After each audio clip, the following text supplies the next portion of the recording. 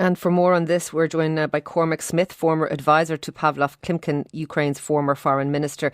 Cormac, you have great insight into all of this. What do you think is going to happen now? Ciara, could I start off by complimenting you and your colleague for getting your summary of this absolutely spot on? And I must say, Susanna Lynch has, made a great contribution as well. Look, this effectively brings to an end an 8-year charade. The whole situation in eastern Ukraine and the Donbass would not exist. It's a creation of the Russian Federation.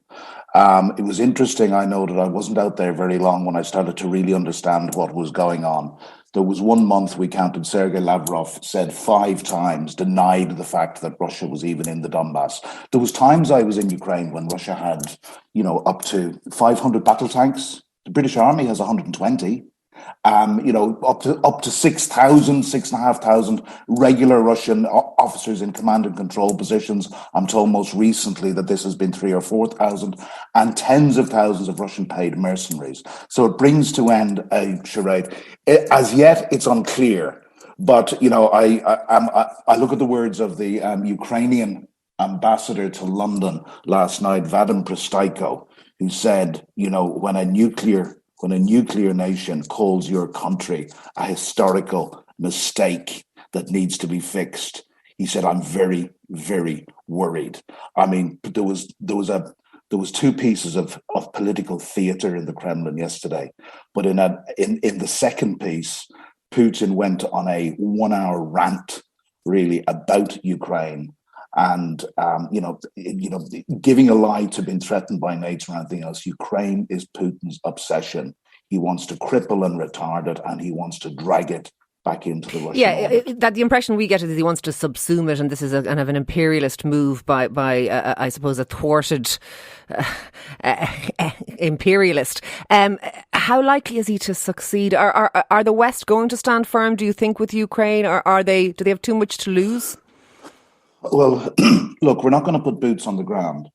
I think we have shown, in 2014, we sat on our hands.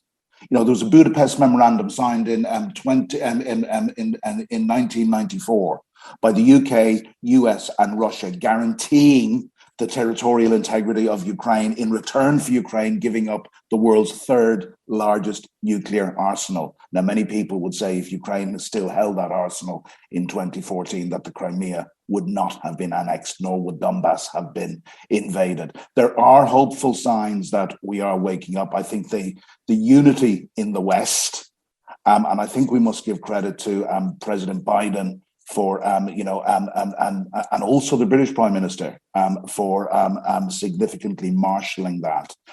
There's 3 things that we need. Or there's 3 things the Ukrainians need. They need absolute unity in the West, and they need sanctions, but they need real sanctions. Look, the sanctions in 2014 were probably on a scale of 3 out of 10. They need to be 9 out of 10 or 10 out of 10. Russia now needs to be sanctioned back to the Stone Age.